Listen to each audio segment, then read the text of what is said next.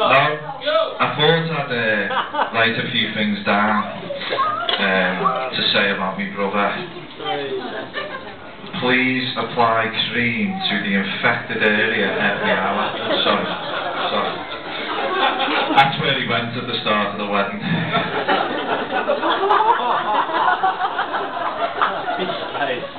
When Peter asked me, would I be best man, truthfully, I was a little anxious. Now, most of you are probably sitting there thinking this was due to a fear of public speaking. You'd be wrong.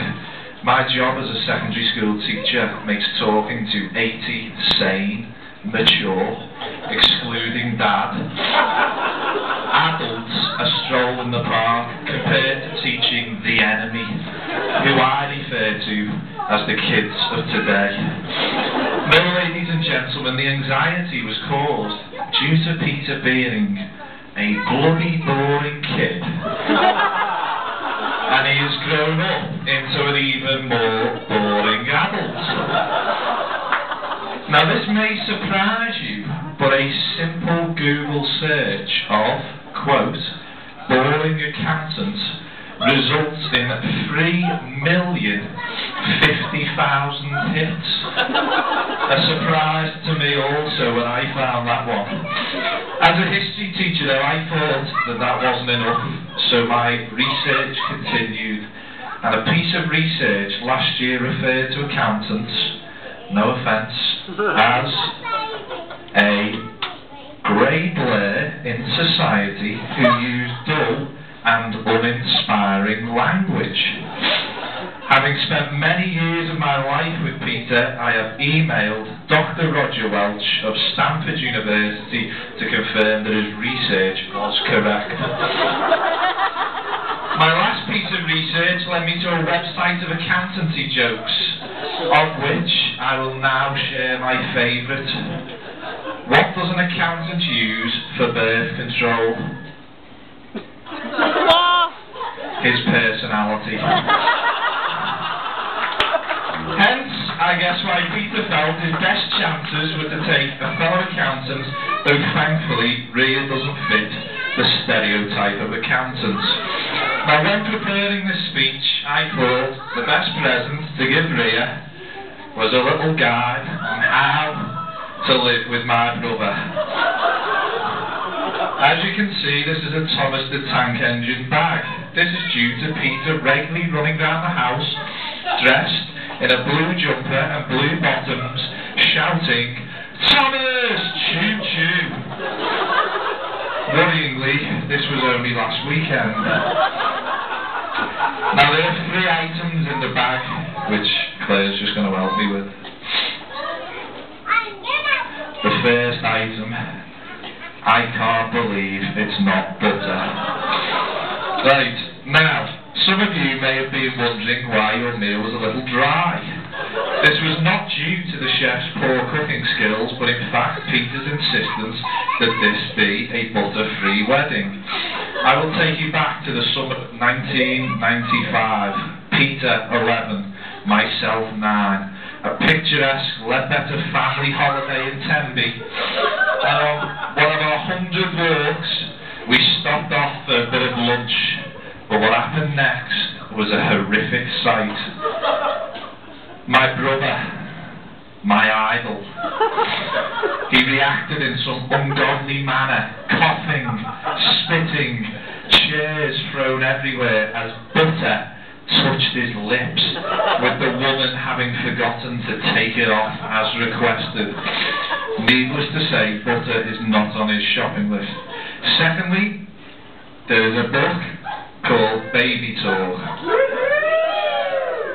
Now, for the broody amongst you, you may be thinking I'm a bit keen, suggesting that they consider babies before they are even out of their wedding clothes. Far from it. This book is to help Rhea decipher the code that my brother talks in, commonly known as baby mumbling. Many of you who spend time with Peter will know what I mean. A simple question of, how are you, will often result in an answer along the lines of, as As a result, I have arranged for paper copies of Peter's speech to be made available in case you missed any of what was said. And lastly, sorry it's a bit small, there is a map of the London rail network. Now the reason for this, Ria, is because now you are a Leadbetter, life has changed forever, in many ways. Romantic texts to tell you how much he loves you, impromptu phone calls to tell you that he would die for you are now sadly a thing of the past. My mum, dad and myself now receive a rationed fortnightly call from Peter, and this is only ever when his Kindle battery has died and he has nothing else to do. I hate to say this, Ria, but now you are his family, that is also all you can expect.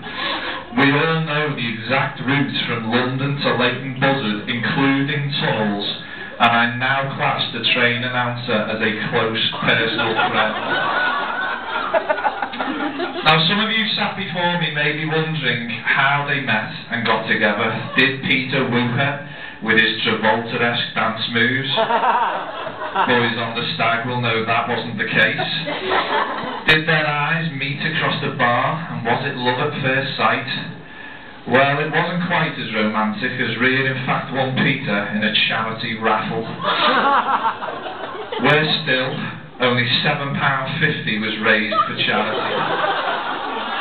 Having been on a few dates, Peter rang to say that he was dating.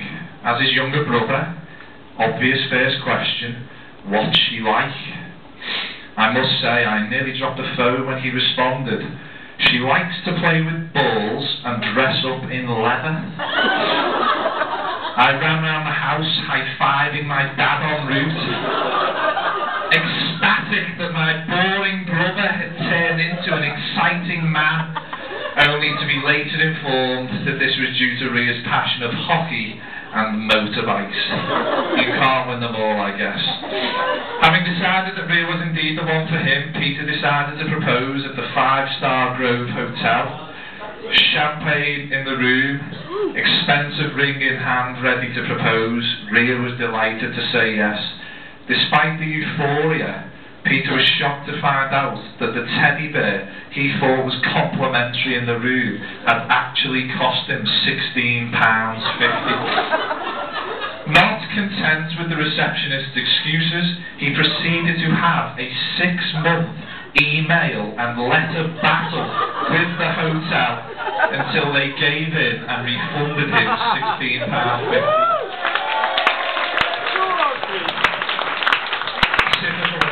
Is what I say. On a serious note, I would like to take this time to say how beautiful both Lynn and my mum Stephanie look. You look great.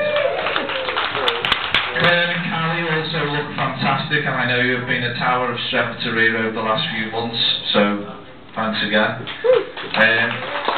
Ria, you know, you look absolutely amazing, and I am very proud to call you my sister from now on. Hope the feeling's mutual. Brother life, you know. And lastly, Rich, Peter, Dad and Ken all scrub up well, but I think the overall man of the hour has got to be that man there where he's disappeared, and it was meant to be you.